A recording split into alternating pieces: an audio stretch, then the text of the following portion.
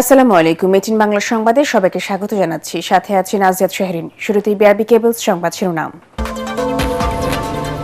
Israeli বিমান হামলায় অর্ধশতাধিক শিক্ষার্থী নিহত। ইরানের শতাধিক গুরুত্বপূর্ণ সামরিক স্থাপনায় হামলার দাবি আইডিএফ এর। বড় অভিযানের ঘোষণা দিলেন ট্রাম্প। ইসরায়েল ছাড়াও মধ্যপ্রাচ্য জুড়ে মার্কিন সামরিক স্থাপনায় পাল্টা হামলা। ইরানের যুদ্ধ পরিস্থিতিতে মধ্যপ্রাচ্যগামী সকল ফ্লাইট বাতিল করেছে গোটা বিশ্ব। গণতন্ত্রের যাত্রা শুরু হয়েছে। আগামী রাজনীতি হবে দেশের মানুষের ভাগ্য পরিবর্তনে। জামায়াতের ইফতারে প্রধানমন্ত্রী। সংসদ হবে প্রাণবন্ত, আশাবাদী বিরোধী দলীয় নেতা। গভর্নর নিয়োগে সরকারের সিদ্ধান্ত দুর্বল ও অস্বচ্ছ। অভিযোগ সিপিডির দুর্নীতি কমাতে ন্যায়পাল নিয়োগের সুপারিশ। যুক্তরাষ্ট্রের সঙ্গে বৈষম্যমূলক বাণিজ্য চুক্তি থেকে সরে আসার আহ্বান। এবং সরকার আইনসঙ্গতভাবে ফ্যাসিস্টদের বিচার করতে বদ্ধপরিকর বললেন আইনমন্ত্রী। সরকারি কর্মকর্তারা দুর্নীতি করলে কঠোর ব্যবস্থার হুঁশিয়ারি। শুনছিলেন বিআরবি কেবল সংবাদ শিরোনাম। এবারে বিস্তারিত। ইরানের শতাধিক গুরুত্বপূর্ণ সামরিক স্থাপনায় হামলার দাবি করেছে ইসরায়েলের ডিফেন্স ফোর্স আইডিএফ। বিশেষ করে দেশটির সমৃদ্ধ ক্ষেপণাস্ত্র কর্মসূচি ধ্বংসের লক্ষ্যে এই হামলা বলে দাবি করেছে তেল আবিব। আল জাজিরা বলছে, ইরানের দক্ষিণাঞ্চলে একটি স্কুলে ইসরায়েলি বিমান হামলায় অর্ধশতাধিক শিক্ষার্থী নিহত হয়েছে। এর আগে দেশটিতে বড় ধরনের সামরিক অভিযান শুরু করেছে যুক্তরাষ্ট্র বলে ঘোষণা মার্কিন প্রেসিডেন্ট ডোনাল্ড ট্রাম্পের। বাংলাদেশ সময় শনিবার জাতির উদ্দেশ্যে এক ভিডিও বার্তায় আইআরজিসি সহ ইরানের সশস্ত্র বাহিনীকে আত্মসমর্পণের নির্দেশ দেন তিনি। এদিকে ইসরায়েলের প্রধানমন্ত্রী বেঞ্জামিন নেতানিয়াহু এবং ভিডিও বার্তায় যৌথ বিমান হামলার খবর দেন। জানান, অস্তিত্বের হুমকি ঠেকাতে একযোগে হামলা চালানো হয়েছে। এদিকে রয়টার্স জানিয়েছে, ইরানের প্রতিরক্ষা মন্ত্রী আমির নাসিরজাদে আইডিএফ এর হামলায় নিহত হয়েছেন। তবে সূত্রে বরাতে আল জাজিরা বলছে, দেশটির সর্বোচ্চ নেতা আয়াতুল্লাহ আলী খামেনি এবং প্রেসিডেন্ট মাসুদ পেজেশকিয়ান নিরাপদে আছেন। বিস্তারিত আশিকুর রহমানের রিপোর্টে। ওমানের মধ্যস্থতায় জেনেভায় পরমাণু কর্মসূচি নিয়ে যুক্তরাষ্ট্র ইরান আলোচনা ফলপ্রসূ না হওয়ার আশঙ্কা ছিল। যে কোনো সময় তেহরানের হামলা চালাতে পারে পেন্টাগন। অবশেষে ঠিক তাই ঘটল।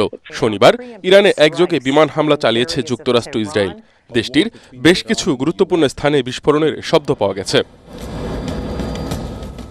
ইরানের পশ্চিমাঞ্চলের শতাধিক গুরুত্বপূর্ণ সামরিক স্থাপনায় হামলা দাবি করেছে Israeli defence forces IDF.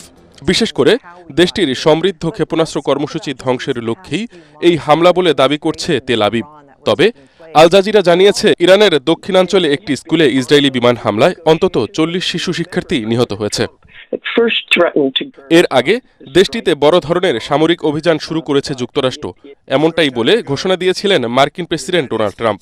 Bangladesh সময় শনিবার জাতির উদ্দেশ্যে এক ভিডিও বার্তায় Islamic revolutionary guards corps IRGC সহ ইরানের সশস্ত্র ও আইন শৃঙ্খলা বাহিনীর সদস্যদের আত্মসমর্পণের নির্দেশ দেন তিনি। ট্রাম্প বলেন, অস্ত্র সমর্পণ করলে তাদের ক্ষমা করে দেয়া হবে, অন্যথায় নিশ্চিত মৃত্যুর মুখোমুখি হতে হবে। ইরানের জনগণের উদ্দেশ্যে তিনি বলেন, তাদের মুক্তির স্বাদ ফিরিয়ে দিতেই এই অভিযান চালানো হচ্ছে। তাই হামলা শেষে জনতাকে সরকারি ক্ষমতা নিজেদের হাতে তুলে নেওয়ার আহ্বান জানিয়েছেন ট্রাম্প। এদিকে ইসরায়েলি প্রধানমন্ত্রী বেঞ্জামিন নেতানিয়াহু এক ভিডিও বার্তায় যৌথ বিমান হামলার খবর দেন। জানান, অস্তিত্বের হুমকি দূর করতে একযোগে হামলা চালানো ছাড়া কোনো বিকল্প ছিল না। ওদিকে সূত্রের বরাতে আল জাজিরা বলছে, দেশটির সর্বোচ্চ নেতা আয়াতুল্লাহ আলী খামেনি এবং প্রেসিডেন্ট মাসুদ পেজেশকিয়ান নিরাপদে আছেন। আশিকুর রহমান, এটিএন বাংলা। এদিকে ইসরায়েল ছাড়াও মধ্যপ্রাচ্য জুড়ে মার্কিন সামরিক স্থাপনাগুলোকে লক্ষ্য করে পাল্টা হামলা চালাচ্ছে ইরান। তেল আবিব সহ অন্যান্য শহরে বেজে যাচ্ছে সাইরেন। দেশটির প্রেসিডেন্ট, প্রধানমন্ত্রী সহ শীর্ষ নেতা ও সাধারণ মানুষ আশ্রয় নিয়েছে মাটির নিচে বাংকারে। এদিকে আরব দেশগুলোর পক্ষ থেকে ক্ষয়ক্ষতি নিয়ে এখনও তেমন কোনো তথ্য দেওয়া হয়নি। ওদিকে চলমান যুদ্ধ পরিস্থিতির কারণে বিশ্বের সব দেশ মধ্যপ্রাচ্যগামী ফ্লাইট বাতিল করেছে। স্থগিত করা হয়েছে ঢাকা চট্টগ্রাম থেকে পরিচালিত ফ্লাইটও। ইরান ইসরায়েল ছাড়াও আকাশসীমা বন্ধ করেছে ইরাক, ওমান, কাতার, সংযুক্ত আরব আমিরাত, সৌদি আরব সহ অনেক দেশ। জাহিদুল আলমের রিপোর্টে বিস্তারিত। আমেরিকা ও এর মিত্ররা যদি ইরানকে হামলার লক্ষ্যবস্তু বানায় তবে ছাড় দেবে না তেহরান, এমন হুঁশিয়ারি জানিয়েছিলেন ইরানের সর্বোচ্চ নেতা, সরকার প্রধান থেকে শুরু করে সামরিক বাহিনী। ঘটেছেও তাই। ইরানের সরকার পতনের লক্ষ্যে যুক্তরাষ্ট্র ইসরায়েলের যৌথ হামলার পর তেল আবিব লক্ষ্য করে একের পর এক ক্ষেপণাস্ত্র হামলা চালিয়ে যাচ্ছে আয়াতুল্লাহ খামেনির দেশ। বাদ পড়েনি মধ্যপ্রাচ্যে ছড়িয়ে থাকা মার্কিন ঘাঁটিগুলো। এসব ঘাঁটির মধ্যে কাতারের আল উদেইদ বিমান ঘাঁটি, কুয়েতের আল সালেম বিমান ঘাঁটি এবং বাহরাইনে অবস্থিত মার্কিন নৌবাহিনীর ৫ম নৌবহরের সদর দপ্তর রয়েছে। এছাড়া সংযুক্ত আরব আমিরাতের আল ধরফা বিমান ঘাঁটিকে লক্ষ্য করে হামলা চালানো হয়। দেশটির প্রতিরক্ষা মন্ত্রণালয় জানায়, আকাশ প্রতিরক্ষা ব্যবস্থা ক্ষেপণাস্ত্র প্রতিহত করলেও একটি আবাসিক এলাকায় এর ধ্বংসাবশেষ পড়ে একজনের মৃত্যু হয়েছে। সৌদি আরবের রিয়াদেও মৃত্যু হয় আরও একজনের। ইরানের পররাষ্ট্রমন্ত্রী আব্বাস আরাকচি টেলিফোনে তুরস্কের পররাষ্ট্রমন্ত্রী হাকান ফিদানকে বলেন, এই অশুভ পরিকল্পনা মোকাবেলা করা সব মুসলিম ও প্রতিবেশী দেশের দায়িত্ব। ইরানের পররাষ্ট্র মন্ত্রণালয়ের মুখপাত্র ইসমাইল বাকাই বলেন, এই হামলায় ইরানের পারমাণবিক ইস্যু শুধুমাত্র একটি অজুহাত।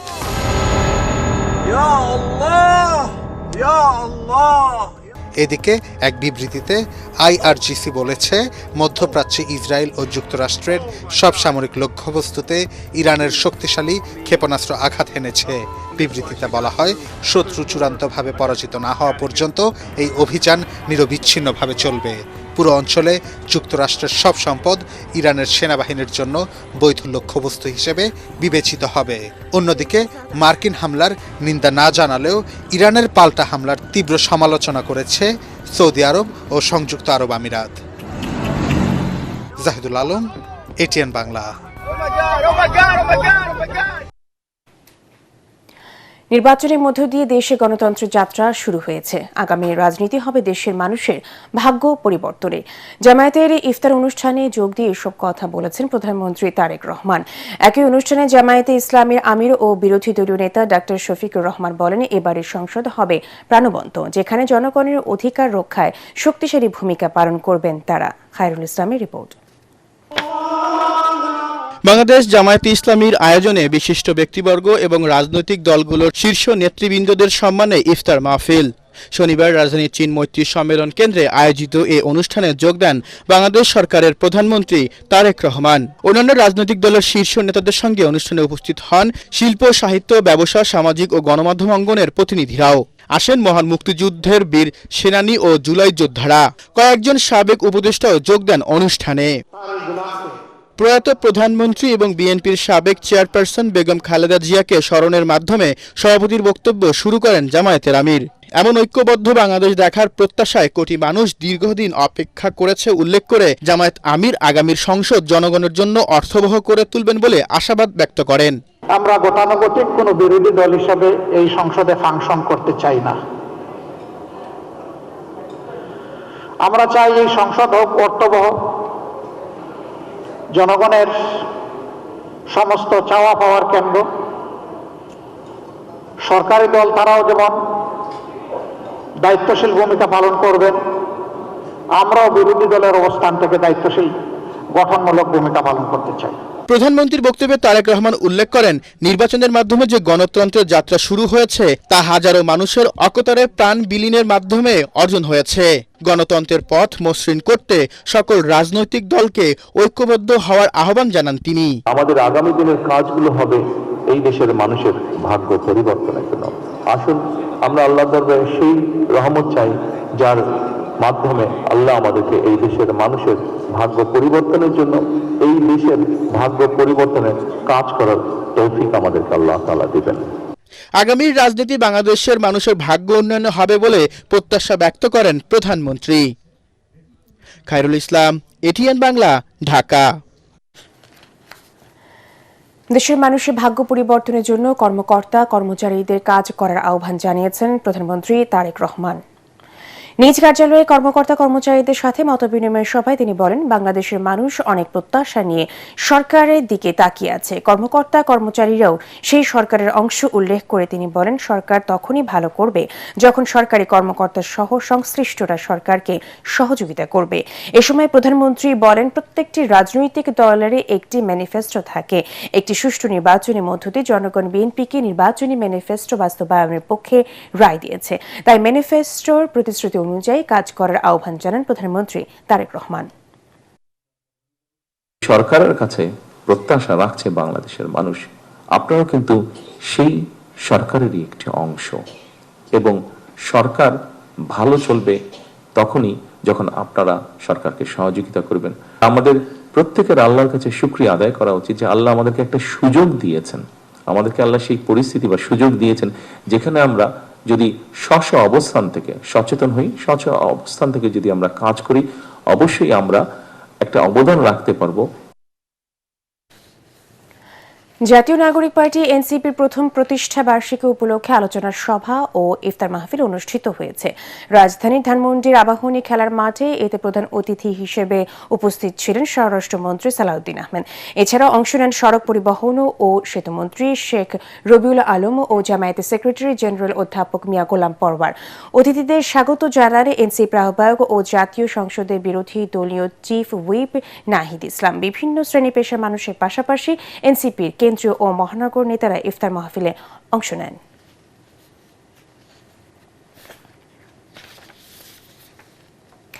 বর্তমান সরকার দুর্বল ও অস্বচ্ছ প্রক্রিয়ায় নতুন গভর্নর নিয়োগ দিয়েছে বলে জানিয়েছে centre for policy dialogue CPD. সংস্থাটির মতে বড় কাঠামোগত উন্নয়নের মতো আর্থিক অবস্থা না থাকায় সরকারের উচিত বড় প্রকল্পে ধীরে চল নীতি অনুসরণ করা। এ সময় সিপিডির গবেষণা পরিচালক ডক্টর খন্দকার গোলাম মোয়াজ্জেম বলেন, মার্কিন যুক্তরাষ্ট্রের সঙ্গে একটি বৈষম্যমূলক বাণিজ্য চুক্তি করেছে অন্তর্বর্তী সরকার, যা থেকে বর্তমান সরকারের সরে আসা উচিত। তরিক ইসলামের রিপোর্ট।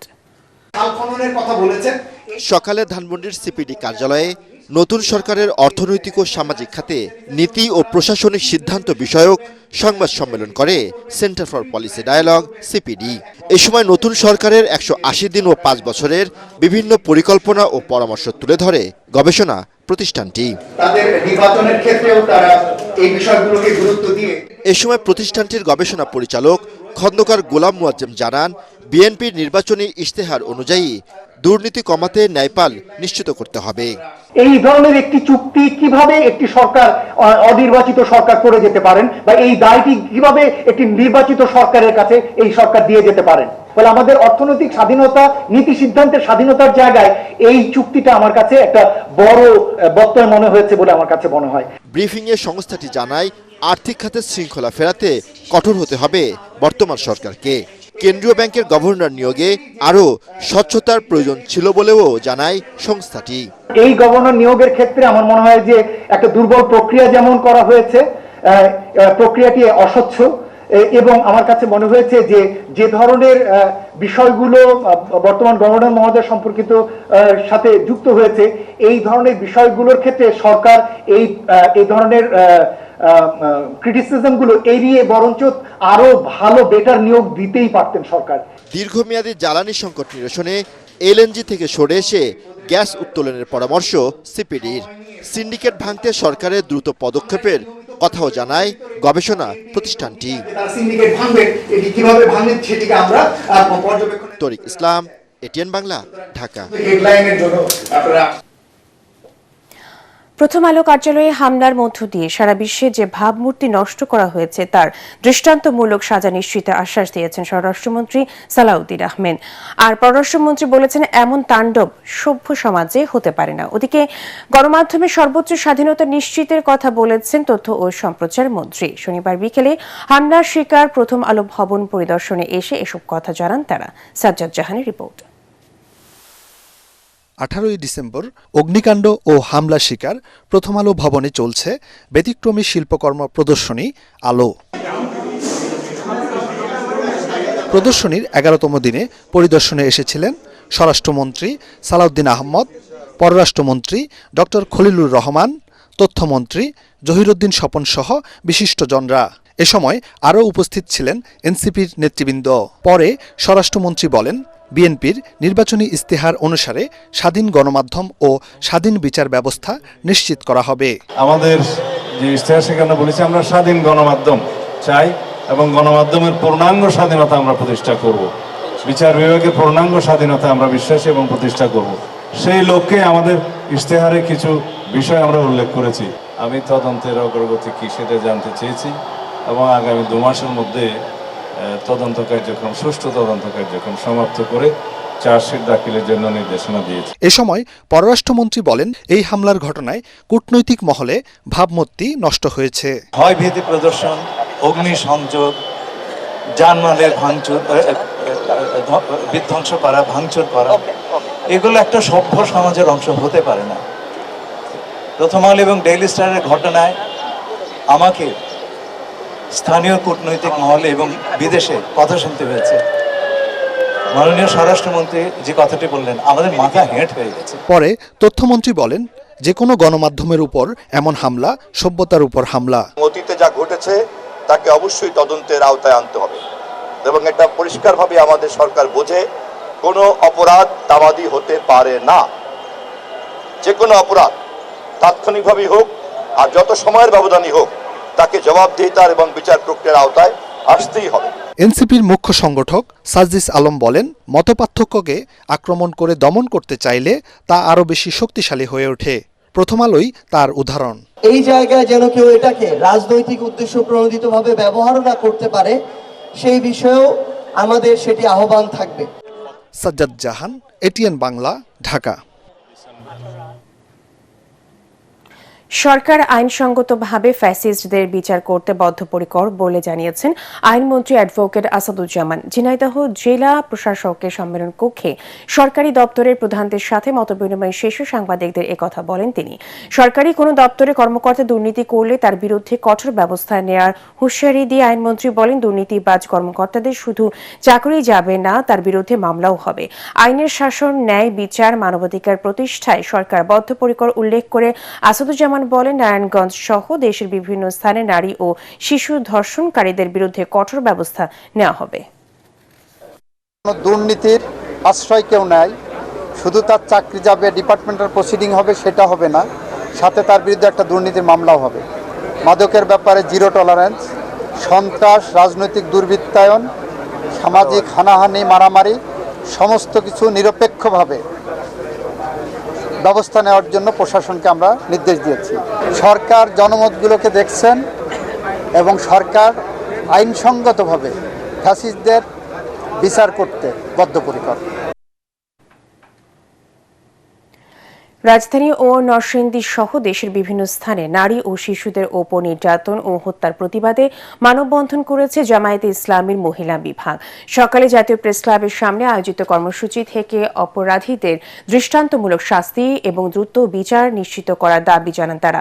দলের মহিলা বিভাগের সেক্রেটারি নুরুন্নেসা সিদ্দিকা অভিযোগ করেন, নারী ও শিশুদের নিরাপত্তা নিশ্চিতে প্রশাসনের দুর্বলতা রয়েছে। নারী ও শিশু নির্যাতনের ক্ষেত্রে জিরো টলারেন্স নীতি গ্রহণ এবং সামাজিক যোগাযোগ মাধ্যমে কুরুচিপূর্ণ মন্তব্যকারীদের আইনের আওতায় আনার দাবি জানান তিনি। এই প্রশাসন, এখানে যে ক্রাইম চলছে, এখানে যে কনস্পিরেসি আছে, এখানে যে দলীয় যে চাপ আছে, সবকিছু মিলিয়ে প্রশাসন স্বাধীনভাবে কাজ করতে পারছে না। আমরা আশা করব আইন যেন নিজের হাতে তুলে না নিতে হয়। সমস্ত নারীদের, সমস্ত শিশুদের নিরাপত্তা দেওয়া আসল কাজ কোনটা? অবশ্যই আসল কাজ হলো সব মানুষের, সব নারী, সব শিশুদের নিরাপত্তা দেওয়া। প্রত্যেক নাগরিকের নিরাপত্তা পাওয়ার অধিকার আছে। তাহলে আপনি কেন তাদেরকে নিরাপত্তা দিতে ব্যর্থ হচ্ছেন? এই ব্যর্থতার দায় অবশ্যই আপনাকে বহন করতে হবে এবং পুরা প্রশাসনকে বহন করতে হবে। গ্যাস সিলিন্ডারের সংকট কাটলেও দামের স্বস্তি ফেরেনি বলে দাবি ভোক্তাদের। বিক্রেতারা বলছেন, সরকারি নির্ধারিত মূল্যে সিলিন্ডার কিনতে পারছেন না তারা। এদিকে বাণিজ্য মন্ত্রী দর বৃদ্ধিকে খুচরা ব্যবসায়ীদের কারসাজি বললেও ক্যাবের জ্বালানি উপদেষ্টা এম শামসুল আলম মনে করেন, প্রশাসনের পৃষ্ঠপোষকতায় সিন্ডিকেটের দৌরাত্মে দর বেড়েছে। এমদাদুল হকের ক্যামেরায় সাজ্জাদ জাহানের আরেকটি রিপোর্ট। সম্প্রতি রাজধানী সহ সারা দেশে গ্যাস সরবরাহে সংকট থাকায় এলপিজি সিলিন্ডারের দাম আকাশচুম্বী হয়ে দাঁড়ায়। 12 কেজির সিলিন্ডারের দাম দ্বিগুণ বেড়ে 2500 টাকা পর্যন্ত বিক্রি হয়। এরই মাঝে বাণিজ্য মন্ত্রী জানান, মূল্য বৃদ্ধিতে আমদানিকারক নয়, বরং খুচরা দোকানিরাই দায়ী। খুচরা পর্যায়ে অনেক সময় যারা রিটেল সেল করেন তারা পরিস্থিতির সুযোগ নেওয়ার চেষ্টা করেন এবং এটির সাথে আমদানিকারকের কোনো সংশ্লিষ্টতা নাই। তবে গ্যাস সিলিন্ডারের দাম কমলেও সরকার নির্ধারিত মূল্যে বাজারে পাওয়া যাচ্ছে না বলে অভিযোগ ক্রেতাদের। আমাদের তেজগাঁও এলাকায় মাল পাই না, কোথাও পাই একটা গ্যাস 2400, 2500, 2600 বেচছে। রাতের পর থেকে সকাল পর্যন্ত একদম গ্যাস অফ থাকতো, পাইতাম না। দুই দিকেই সংকট, এইটাও পাইতেছি না, লাইনের গ্যাসও পাইতেছি না, তাহলে এত গ্যাস গেল কোথায়? প্রশ্ন তো অবশ্যই একটা জায়গায়। সিলিন্ডারের দাম বাড়ায় নিজেদের দায় এড়িয়ে খুচরা বিক্রেতারা দাবি করেন, ক্রয় মূল্য থেকে সামান্য লাভে বিক্রি করেন তারা। সরকারি লিঞ্জে মূল্য তো আমরা কিনতেই পাই না, আমাদের ডিউ লেডিজ 1358 টাকা কিনা পড়ছে বেশি, এরপর লোড আনলোড খরচ আছে, যে একটা বোতল আনতে লাগে 70-80 টাকা ভাড়া। এদিকে সার্বিক পরিস্থিতির জন্য প্রশাসনের উদাসীনতাকে দায়ী করলেন কনজিউমার অ্যাসোসিয়েশন অব বাংলাদেশ ক্যাবের জ্বালানি উপদেষ্টা ডক্টর এম শামসুল আলম। এই ব্যবসায়ীদেরকে এ ধরনের বাজার নিয়ন্ত্রণে মন্ত্রণালয়ের আশ্রয় দিয়ে এসছে, প্রশ্রয় দিয়ে এসছে এবং বিআরসি আইন অবমাননা করছে এবং নানা অজুহাতে সংকট তৈরি হয়েছে। সেই সংকট দেখিয়ে তারা বেশি দামে বিক্রি করেছে এবং ভোক্তাদেরকে কাছ থেকে তারা অসহায় এবং তাদের সুযোগ নিয়ে তাদেরকে লুণ্ঠন করেছে। আগামীতে গ্যাসের ক্ষেত্রে গ্যাস সিলিন্ডার এলপিজি নির্ভরতা বাড়ানোর পরামর্শ নানা ক্ষেত্র থেকে থাকলেও সম্প্রতি গ্যাস সিলিন্ডারের দাম যেভাবে বেড়েছে তা ভাবিয়ে তুলেছে ভোক্তা পর্যায়ে। ভোক্তারা বলছেন, এই সেক্টরকে সিন্ডিকেট মুক্ত করে বাজার নিয়ন্ত্রণে সরকার দায়িত্বশীল ভূমিকা পালন করবেন। সাজ্জাদ জাহান, এটিএন বাংলা, ঢাকা। শোক সংবাদ। এটিএন বাংলার চিফ রিপোর্টার কামরুজ্জামান রাজীবের বাবা ওসিউজ্জামান চৌধুরী ইন্তেকাল করেছেন। ইন্না লিল্লাহি ওয়া ইন্না ইলাইহি রাজিউন। রাজধানীর পিজি হাসপাতালে চিকিৎসাধীন অবস্থায় ইন্তেকাল করেন তিনি। মৃত্যুকালে তার বয়স হয়েছিল 80 বছর। মরহুম ওসিউজ্জামান চৌধুরী মৃত্যুকালে 2 ছেলে, 1 মেয়ে, নাতি নাতনি সহ অসংখ্য গুণগ্রাহী রেখে গেছেন।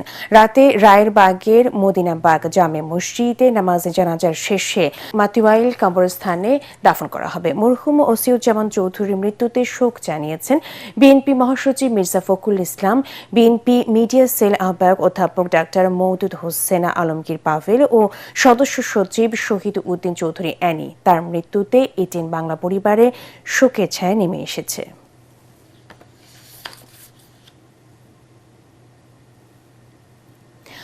আল্লাহর মেহমান হাজী সাহেবদের যথাযথ সেবা প্রদানে যেসব এজেন্সি দক্ষতার স্বাক্ষর রাখবেন তাদের পুরস্কৃত করা হবে বলে জানিয়েছেন ধর্মমন্ত্রী কাজী শাহ মোফাজ্জল হোসেন কায়কোবাদ। বলেন, কর্তব্য কর্মে অবহেলা ও হাজীদের কোনো ধরনের কষ্ট দেয়া হলে মালিকসহ হজ এজেন্সিকে শাস্তির আওতায় আনা হবে। রাজধানী স্কাটার্নে Hajj agency association of Bangladesh HAAB আয়োজিত আলোচনা সভা, দোয়া ও ইফতার মাহফিলে ধর্মমন্ত্রী এসব কথা বলেন। অনুষ্ঠানে অন্যান্যের মধ্যে উপস্থিত ছিলেন সংগঠনের সভাপতি সৈয়দ গোলাম সরওয়ার ও মহাসচিব ফরিদ আহমেদ মজুমদার।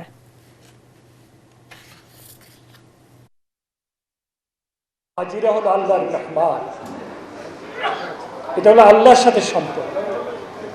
আল্লাহর মেহমানের সাথে কেমন ব্যবহার করতে হবে, তার কিভাবে খেদমত করতে হবে, এটা আমার চেয়ে আপনারা ভালো জানেন। ওনাদের ব্যাপারে যদি সুন্দর এবং সুষ্ঠুভাবে সুন্দরভাবে হজ আপনারা পরিচালনা করতে পারেন, আপনাদেরকে পুরস্কৃত করা হবে সরকারের পক্ষ থেকে। আর যারা কোনো অন্যায় কাজে লিপ্ত হবেন, হাজিদেরকে কষ্ট দেবেন, তাদের বিরুদ্ধে ব্যবস্থা নেওয়া হবে ইনশাআল্লাহ।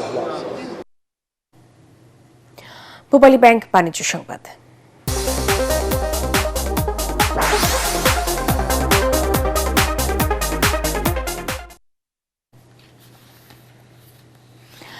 যশোর ঝিকরগাছা উপজেলার গঙ্গানন্দপুর ইউনিয়নের ছুটিপুর খালের উপর নির্মাণাধীন সেতু ঢালাই কাজ উদ্বোধন করেছেন স্থানীয় সংসদ সদস্য ডাক্তার মোসলে উদ্দিন ফরিদ। দুপুরে উপজেলা প্রশাসনের এই অনুষ্ঠানে উপস্থিত ছিলেন উপজেলা নির্বাহী কর্মকর্তা মোসাম্মদ রনি খাতুন, প্রকল্প বাস্তবায়ন কর্মকর্তা জালাল আহমেদ, গঙ্গানন্দপুর ইউনিয়ন বিএনপির সাধারণ সম্পাদক আব্দুল মাজিদ সহ উপজেলা জামায়াতের ইসলামী নায়েবে আমির অধ্যাপক হারুন রশিদ সহ রাজনৈতিক ও বিভিন্ন পর্যায়ের সরকারি কর্মকর্তারা জনগণকে সাথে নিয়ে উন্নয়ন কাজ চালিয়ে যেতে চান বলে জানান ফরিদ।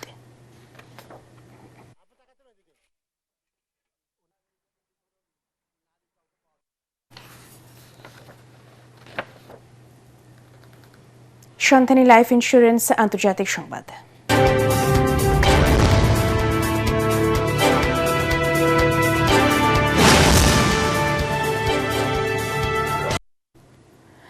আফগানিস্তান পাকিস্তান সংঘাতে কোনো হস্তক্ষেপ করবে না যুক্তরাষ্ট্র বলে জানিয়েছেন দেশটির প্রেসিডেন্ট ডোনাল্ড ট্রাম্প। সাংবাদিকদের তিনি বলেন, ওয়াশিংটনের সঙ্গে ইসলামাবাদের সম্পর্ক ভালো এবং দেশটিতে একজন দারুণ প্রধানমন্ত্রী ও জেনারেল আছেন, যার জন্যই এই বিষয়ে হস্তক্ষেপ করবে না যুক্তরাষ্ট্র। এদিকে পাক আফগান সংঘাত নিয়ে উদ্বেগ জানিয়েছেন জাতিসংঘের মহাসচিব অ্যান্তোনিও গুতেরেস। অবিলম্বে যুদ্ধ বন্ধের আহ্বান জানিয়েছেন তিনি। অন্যদিকে মানবিক পরিস্থিতি বিবেচনা করে দুপক্ষকে আলোচনায় বসার আহ্বান জানিয়েছেন ইউরোপীয় কাউন্সিল। এ পর্যন্ত অভিযানে আফগান বাহিনী 297 জন নিহত, এছাড়াও 89টি সেনা চৌকি এবং 135টি ট্যাঙ্ক ও সাঁজোয়া যান ধ্বংসের দাবি করেছে পাকিস্তান। অপরদিকে বুধবারের হামলায় 55 পাক সেনা নিহত হয়েছে। পাশাপাশি 19টি সামরিক চৌকি এবং 2টি ঘাঁটি দখল করে বিপুল পরিমাণ অস্ত্র ও গোলাবারুদ জব্দ করার পাল্টা দাবি করেছে আফগানরা। খেলার খবর।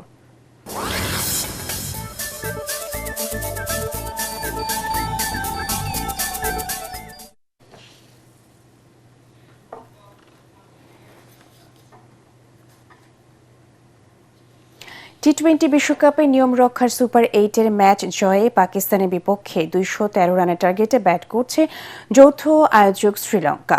টানা 2 পরাজয় লঙ্কানদের জন্য ম্যাচটি নিয়ম রক্ষার হলেও সেমিফাইনালে ওঠার সম্ভাবনা রয়েছে পাকিস্তানের। শ্রীলঙ্কাকে 147 রানের মধ্যে থামাতে পারলে শেষ 4-এর টিকিট পাবে পাকিস্তান। শেষ খবর পাওয়া পর্যন্ত সংগ্রহ 5 উইকেটে 107 রান।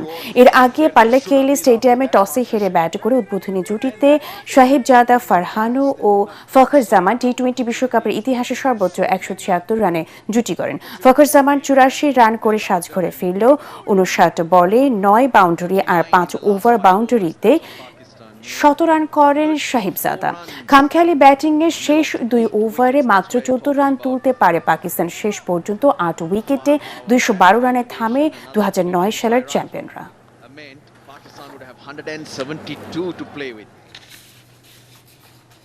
শেষ করছি বইমেলার খবর দিয়ে। বইমেলার তৃতীয় দিনেও দেখা নেই পাঠকের। সকাল থেকে স্টলগুলোতে অলস সময় পার করছেন বিক্রেতারা। বলছেন রমজান মাস হওয়ায় এবারে নেই বেচাকেনা। এর মধ্যেও বইমেলায় প্রকাশিত হয়েছে নতুন কিছু বই। কিছুদিন পর মেলায় লোক সমাগম বাড়বে বলে প্রত্যাশা তাদের। ঐশ্বর্যী প্রমার রিপোর্ট। বইপ্রেমীদের প্রাণকেন্দ্র অমর একুশ বইমেলায় এবার পাঠক সমাগম নেই বললেই চলে। দুপুর গড়িয়ে বিকেল হলেও দেখা মেলে না পাঠকদের। বিক্রেতারা বলছেন এবার বেশ কিছু নতুন লেখকদের বই এসেছে, তবে বেলা পার হলেও পাঠকদের সমাগম না হওয়ায় হতাশ বিক্রেতারা। হিমালয় থেকে ইন্টার লেখেন মোহাম্মদ শরীফুল আলমের প্রথম ভ্রমণ কাহিনী, এমন ওনার প্রথম বই। এবং এই বই থেকে পাঠক জানতে পারবে যে ওইসব দেশের বা ওইসব শহরের যে জীবন কেমন, জীবনের আলোকে উনি সবকিছু তুলে ধরেছেন। ছেলে মেয়ে আসবে, তারা বই দেখবে, কিনবে। এখন তো রমজানে কিছুটা সাধারণত আমাদের বাঙালি পরিবার, মুসলমান পরিবার সবাই করে। এজন্যই মানে ইফতারির মুহূর্তে আর ইফতারির পরে একদম ফাঁকা থাকে মাঠ। অবশ্যই ঈদের পরে দিলে সবচেয়ে ভালো হতো। এখন রোজার মাসে রোজা রেখে মানুষ রোদ্রের মধ্যে ক্লান্ত হয়ে যায়, আসলে আর অনেকে আসেও না। বেলা বাড়ার পর কিছুটা দর্শনার্থী সমাগম দেখা গেলেও বেশিরভাগ এসেছেন ঘুরতে, আবার কেউ এসেছেন নতুন বইয়ের খোঁজে। বইমেলায় হচ্ছে গিয়ে আমি খানিকটা ঘুরছি, কিন্তু রোজা রাখার কারণে টায়ার্ড লাগে, এই জন্য বেশি ঘুরতে পারি না। দেখছি উপন্যাস কিনেছি, তারপর বাংলা অভিধান দেখছি, বিভিন্ন টাইপের গল্প উপন্যাস আমার ছোট ভাই বোনের জন্য দেখছি। আমি এখনো নতুন বই পাইনি, নতুন বই আনার দরকার, বিশেষ করে যে জুলাই অভ্যুত্থানের উপরে। মেলার দ্বিতীয় দিনে 16টি ও তৃতীয় দিনে 38টি সহ মোট 54টি নতুন বই প্রকাশ পেয়েছে। ঐশ্বর্যী প্রমা, ATN বাংলা, ঢাকা। শেষ করার আগে বিআরবি কেবলস সংবাদ শিরোনামগুলো জানিয়ে দিব আরও একবার। ইসরায়েলি বিমান হামলায় অর্ধশতাধিক শিক্ষার্থী নিহত। ইরানের শতাধিক গুরুত্বপূর্ণ সামরিক স্থাপনায় হামলার দাবি IDF এর। বড় অভিযানের ঘোষণা দিলেন ট্রাম্প। ইসরায়েল ছাড়াও মধ্যপ্রাচ্য জুড়ে মার্কিন সামরিক স্থাপনায় পাল্টা হামলা, ইরানের যুদ্ধ পরিস্থিতিতে মধ্যপ্রাচ্যগামী সকল ফ্লাইট বাতিল করেছে গোটা বিশ্ব। গণতন্ত্রের যাত্রা শুরু হয়েছে, আগামী রাজনীতি হবে দেশের মানুষের ভাগ্য পরিবর্তনে। জামায়াতের ইফতারে প্রধানমন্ত্রী। সংসদ হবে প্রাণবন্ত, আশাবাদী বিরোধী দলীয় নেতা। গভর্নর নিয়োগে সরকারের সিদ্ধান্ত দুর্বল ও অস্বচ্ছ, অভিযোগ সিপিডি। দুর্নীতি কমাতে ন্যায়পাল নিয়োগের সুপারিশ। যুক্তরাষ্ট্রের সঙ্গে বৈষম্যমূলক বাণিজ্য চুক্তি থেকে সরে আসার আহ্বান। এবং সরকার আইনসঙ্গতভাবে ফ্যাসিস্টদের বিচার করতে বদ্ধপরিকর, বললেন আইনমন্ত্রী। সরকারি কর্মকর্তারা দুর্নীতি করলে কঠোর ব্যবস্থা হুঁশিয়ারি। পরবর্তী সংবাদ দেখার আমন্ত্রণ জানিয়ে এখনকার মতো শেষ করছি। 18 বাংলা সংবাদ ইউটিউবে দেখতে ব্রাউজ করুন YouTube/18 বাংলা নিউজ। ধন্যবাদ সবাইকে।